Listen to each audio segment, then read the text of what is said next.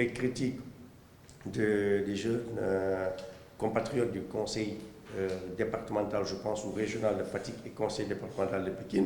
Vous l'avez vu, grandeur nature. Je peux vous inviter à les regarder vous-même. Vous cliquez, vous allez voir, vous aurez les chiffres pour Fatick et pour Pékin. On ne peut pas manipuler de chiffres à la DER. On ne peut pas manipuler de chiffres dans l'État du Sénégal, car nous sommes contrôlés, nous sommes audités, et de toute façon les chiffres ne mentent pas. Donc vous rentrez 1 plus 1 c'est égal 2, 2 moins 1 égale 1. Donc aujourd'hui, vous cliquez sur le département de Pékin, vous pouvez regarder vous-même, vous allez regarder, je pense qu'Ibrahim l'a fait tout à l'heure, vous allez voir qu'on est à plus de 2,9 milliards de financement, et on peut vous donner jusqu'au niveau quartier et le nom de toutes les personnes. Mais malheureusement, la commission des données personnelles nous interdit de publier les données personnelles parce que demain on pourra nous attaquer. Mais on est en train de travailler pour 2021 à avoir le consentement des acteurs que nous allons financer qui vont accepter dorénavant que leurs données soient publiées, sinon ils n'auront plus de financement pour plus de transparence. Mais dès la semaine dernière, il y a 2 semaines, nous avons transmis les données relatives à toutes les communes, aux préfets et aux gouverneurs des régions.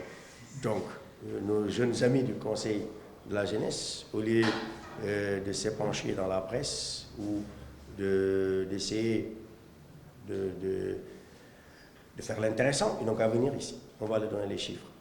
Hier, nous avons travaillé jusqu'à 21h ou 22h même sur la question justement des infrastructures de stockage. Depuis 1 an, mes équipes et moi-même réfléchissons à mettre sur place des hangars de stockage à sec comme à froid.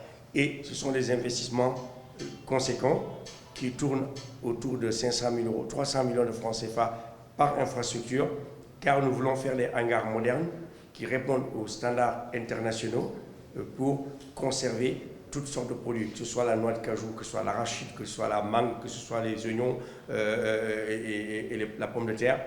Notre objectif, vraiment, c'est aujourd'hui d'aller sur une phase pilote de 10 hangars, 6 secs et 4 froids. Et ce sera fait très, très rapidement.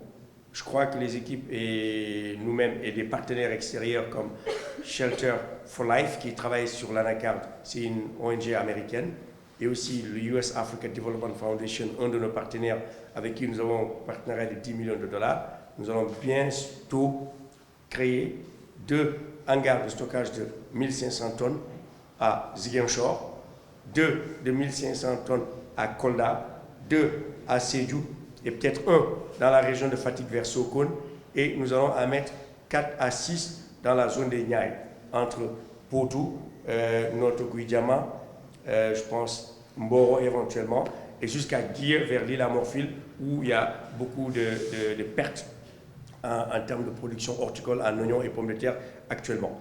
Notre objectif vraiment, c'est de contribuer, comme vous l'avez dit, à la structuration de cette chaîne de valeur agricole qui nous permet de produire, de conserver, de transformer et de consommer, et éviter l'importation de produits agricoles et horticoles.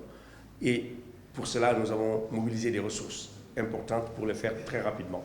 Aujourd'hui, effectivement, nous avons mis en place nos points focaux départementaux, mais avec l'annonce du chef de l'État, nous allons ouvrir un bureau dans les 45 départements du pays, et nous sommes déjà des acteurs clés de la territorialisation des politiques publiques, dans le sens où nous travaillons avec les gouverneurs, les préfets, les présidents de conseils départementaux, les maires, avec qui nous avons déjà des accords de partenariat économique qui nous permettent de faire du cofinancement à travers des mutuelles d'épargne et de crédit, des fonds créés, mais aussi la DER se positionne cette année comme un véritable acteur de développement économique régional, d'où notre nom, la DER, pour essayer vraiment d'accompagner le développement des territoires avec les infrastructures de stockage, comme vous l'avez dit, les infrastructures de conservation, les infrastructures de tourisme, les infrastructures hôtelières, et aussi développer tout ce qui est industrie culturelle et créative, et aussi nous adosser aux spécificités régionales et économiques de chaque région.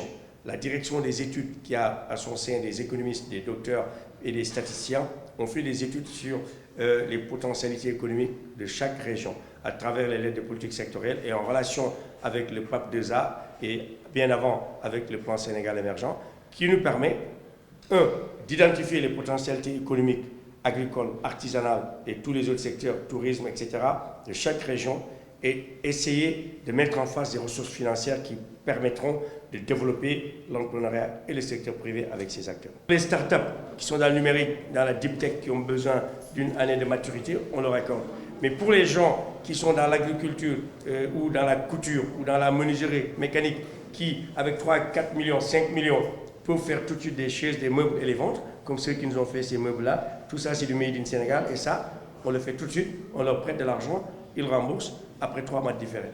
Donc c'est selon le projet, selon le secteur et selon aussi les externalités qui entourent le projet, parce qu'aujourd'hui, il est illusoire de dire que les gens que nous avons financés pendant la période Covid vont rembourser en 3 mois si ou non. On leur accorde la possibilité de pouvoir suspendre les investissements le temps que l'activité économique reprenne. Par exemple, aujourd'hui, vous financez quelqu'un dans la restauration, dans le tourisme, dans l'hôtellerie, ça plombe.